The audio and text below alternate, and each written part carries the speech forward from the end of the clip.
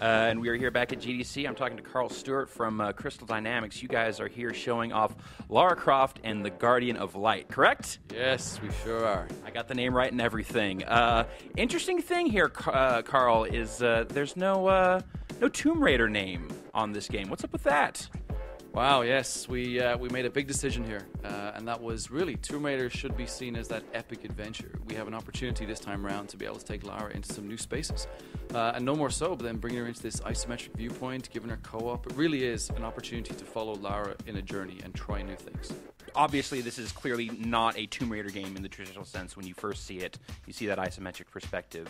But it still has a lot of the trappings of Tomb Raider. It's still, she is still identifiable as the lead character from the Tomb Raider games. Oh, without a doubt, without a doubt. At Crystal Dynamics, Lara and Tomb Raider are in our DNA, they're in our fabric. We eat, sleep, and breathe this game. So every single part of the game keeps the classic Tomb Raider feel. We have the puzzles, the exploration, the combat. The only difference now is we've balanced them slightly differently, and we've introduced some sort of cool extra effects, some of which we're not going to go into now, but big one is the co-op, of course. It's the first time that you're ever going to be able to play Lara Croft with somebody else. Bring some fans together, get them talking, have fun. It seems like it's cooperative in a very deep sense in the way that you have to approach a lot of the puzzle solving and some of the platforming stuff. Does that make this exclusively a cooperative experience? Certainly not. About a year ago, when we started really delving into the arcade space, we made the decision that if we were going to make a co-op game, that we still had to have a single-player game. We still had to bring that sort of solitary experience that some Tomb Raider fans absolutely love.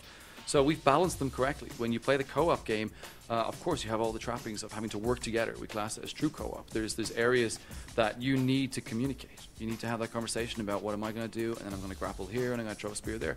But in the single-player experience, you basically get different set of assets.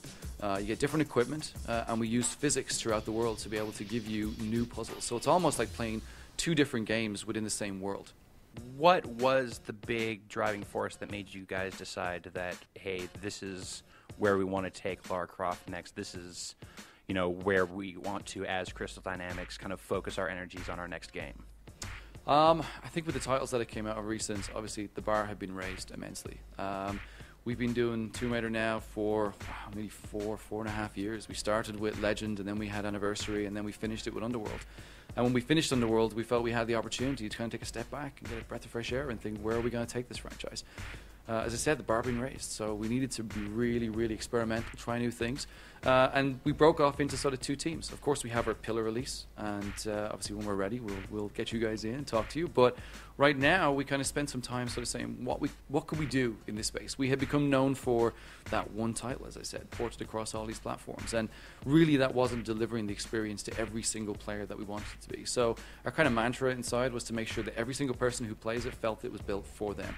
So this arcade game is one that we really took a long sort of time to let it fester and make sure that if we were going to go into this space, it was something new, compelling, and we kind of raised the bar. We didn't want to just come into the space for the sake of coming into it and saying, hey, look at us, we've got an arcade title. It was about how can we go in there and make it even better.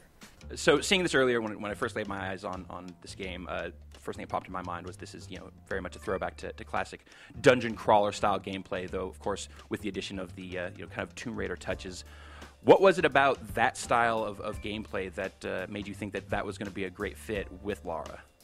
I think the opportunity to do something different. We really did look at all those old games like Baldur's Gate, Gauntlet, and even ourselves. We've been around for 15 years with Lara, and Tomb Raider 1 has got a lot of heritage, some cool things happen in that. And then take games of the last 12 or 18 months that have raised the bar. We really wanted to try and create something that had that sort of sticky effect, the one that people would pick up and play for 30 minutes, or follow the story, or go in and do a raiding a tomb for 15, 20 minutes and do a puzzle. It was all about bringing somewhat classic arcade experience to this sort of character, this Lara, this iconic sort of emblem that people love to play. So it's something new for us, and hopefully I'm looking forward to seeing people with the smiles on their faces when they get their hands on it. I would grill you here for specifics about loot and experience systems, but I think you're going to stonewall me right now. Let me find out, hey, what's the experience system going to be like in this game?